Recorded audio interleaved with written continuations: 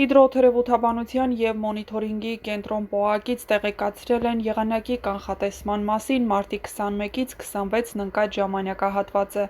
Երևանում մարտի 21-ի ուշ երեկոյան 22-ին 23-ի գիշերը սպասվում է անձրև, հնարավոր է ամպրոպ։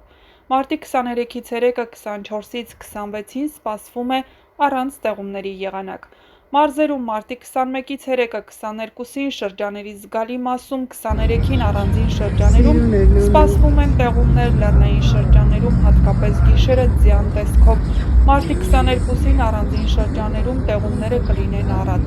Մարտի 24-ից 26-ին սպասվում է առանց տեղումների եղանակ, քամի հարավ-արևմտյան 2-ից 5 մետր վարկյան արագությամբ։ Մարտի 21-ից երեկն առանձին հատվածներում սպասվում է քամու գնացում 15-ից 18 մետր վարկյան արագությամբ։ Օդի ջերմաստիճանը մարտի 24-ից 26-ին ցերեկային ժամերին կբարձրանա 4-ից 6 աստիճանով։